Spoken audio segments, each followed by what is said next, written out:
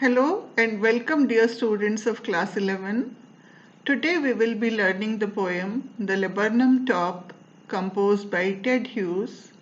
This poem has been taken from your textbook Hornbill. But before I move on to the poem, let me give you a brief introduction to the poet. Ted Hughes was a modern English poet, translator and children's story writer. He was born in Yorkshire, England on August 17, 1930. He is considered one of the best poets of the 20th century. He was appointed as Poet Laureate in the year 1984 and held the office until his death on October 28, 1998. In the poem The Laburnum Top, the poet talks about the relationship, the connection between the tree and a bird. Now, first of all, let us understand what is a laburnum tree. A laburnum tree is a short tree with hanging branches, yellow flowers, and poisonous seeds. The tree is not very tall. It is a short tree with hanging branches and yellow flowers that are also hanging from the tree, and they look very beautiful, and the seeds of the tree are poisonous, and in Hindi we call it amaltas. Okay, and goldfinch is a small singing bird with yellow feathers on its wings. The bird has yellow feathers and a black mark on its face. In Hindi we call it son chidiya. Okay, now let's move on to the poem. Children, this poem is written in free verse. There is no rhyme scheme in the poem, but the poem is rich in figurative language. Okay? The laburnum top is silent, quite still, in the afternoon yellow September sunlight. A few leaves yellowing, all its seeds fallen. In the first stanza, the poet describes the laburnum tree, which looks very still and silent and inactive and passive on an afternoon in the month of September. The laburnum top is silent. Laburnum top refers to the top or the highest branches of the tree. They appear to be very silent and still and death-like. In the afternoon yellow September sunlight. It is an afternoon in the month of September and yellow sunlight has covered the surroundings. The tree looks still on the afternoon of the September. Why? Since there is no breeze and there is no rustling of the leaves, the tree appears to be very inactive and dull and death-like. A few leaves yellowing. Since it is the month of September, it is the season of autumn.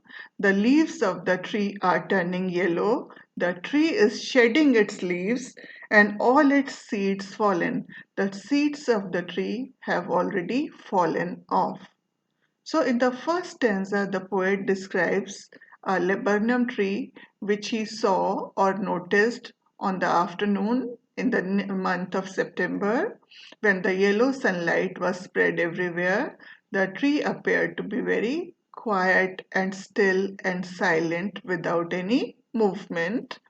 See, in these lines, the poet has used the color yellow twice, once for the sunlight and once for the leaves.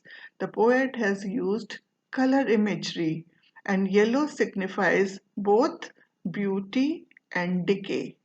So, in the first stanza, the poet describes the beauty and silence in the environment. Okay? Now we move on to the second stanza. And one more thing, children, in second line, September sunlight, repetition of S sound, which is the figure of speech used here, alliteration. Okay. Now I move on to the next stanza. Till the goldfinch comes with a twitching chirrup, a suddenness, a startlement at a branch end. Then sleek as a lizard and alert and abrupt, she enters the thickness, and a machine starts up of chitterings and a tremor of wings and trillings. The whole tree trembles and thrills. It is the engine of her family. She stokes it full, then flirts out to a branch end, showing her barred face identity mask. So the poet says the laburnum tree was silent in the afternoon, but till the goldfinch comes, till the goldfinch bird comes flying with a twitching chirrup. Twitching refers to the movement of the body, and chirrup is the sound made by the bird. Till a goldfinch comes flying and making sounds to the tree. A suddenness, a startlement at a branch end. The bird comes unexpectedly, suddenly, and takes the entire surrounding by surprise. It is like startlement, amazement, shock to the surroundings, and the bird perches at the end of a branch. The atmosphere was very quiet and still till the goldfinch came flying and making chirping sounds to the tree. Then, sleek as a lizard and alert and abrupt, she enters the thickness. Then, sleek as a lizard, the poet says that the movement of the bird is smooth, swift, quick like the movement of a lizard. Here the poet uses simile. He is comparing the movement of the goldfinch with that of a lizard.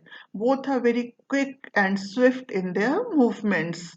So the bird is sleek as a lizard. The movement of the bird is very smooth, swift like a lizard, and the bird is alert. When it comes to the tree, it looks around for some, maybe it is looking for a possible danger before entering the tree. Why? Because the bird's nest is there on the tree, the bird's chicks are there on the tree, and it is looking for perhaps maybe some danger around. And when she is assured that there is no problem, then only she enters. And abrupt meaning unexpected or sudden. The arrival of the bird is unexpected. The bird's movement is swift, and it is also very cautious. It is very alert. She enters the thickness. The bird enters the thickness. Thickness here refers to the dense part of the forest, the foliage of the forest where the nest of the bird is there. And a machine starts up. When the goldfinch enters the thick area of the tree, suddenly, as if somebody has started a machine of chitterings and a tremor of wings and trillings, and a machine starts up. Children, when a machine starts up, what happens? There is a lot of commotion, there is a lot of noise and movement.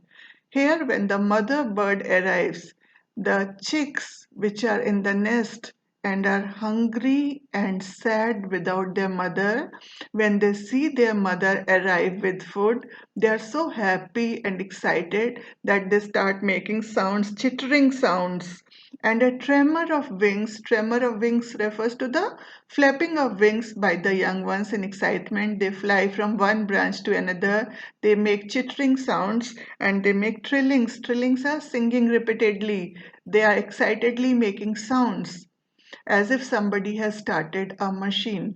Here the poet uses a metaphor.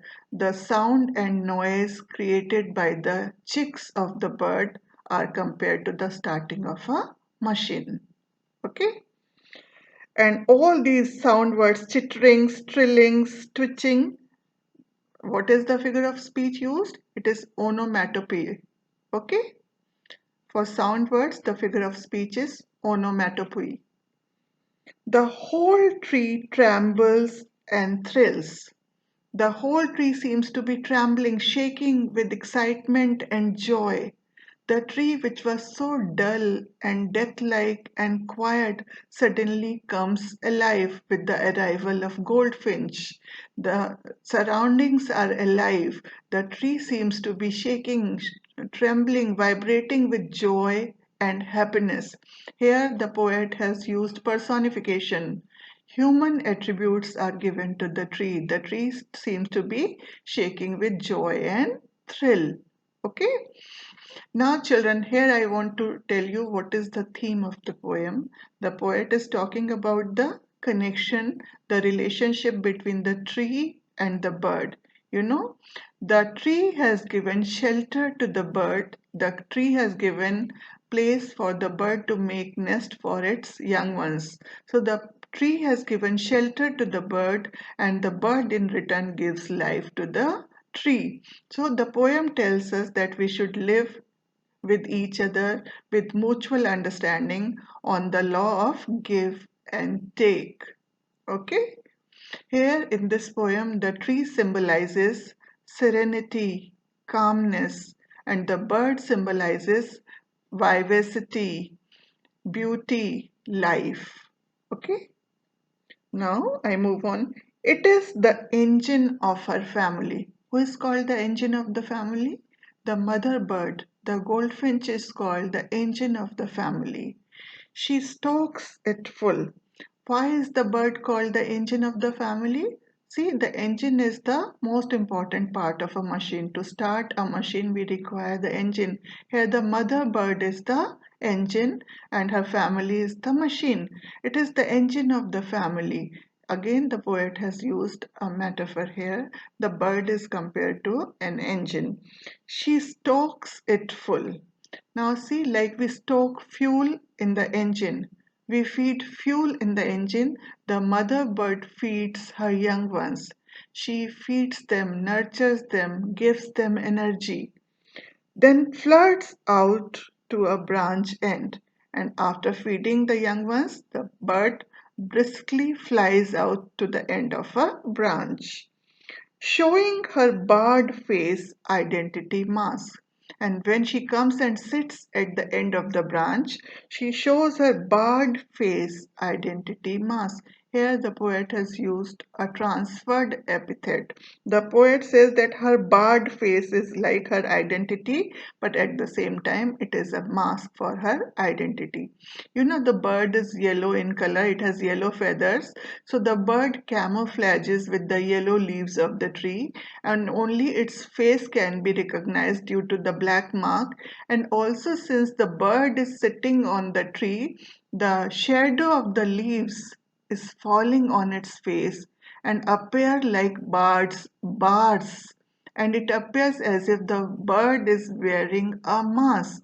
Therefore, the poet says, barred face identity mask. Her face is her identity, but at the same time, it is also a mask for her identity. Then, with eerie, delicate whistle chirrup whisperings, she launches away towards the infinite, and the laburnum subsides to empty. After feeding the young one, the bird comes to the branch end. Then, with eerie meaning very mysterious, weird, soft, whistle like whispering chirpings, the bird launches away meaning flies away towards the infinite. The bird once again flies away in the sky. Why? She again goes to bring more food for the family. And the laburnum subsides to empty, and once again the laburnum tree returns to its old position of silence, passivity, emptiness. After the departure of the bird, the tree once again becomes very calm and silent and still. I hope, children, the poem is clear to you. In my next video, I will discuss the question answers. Thank you.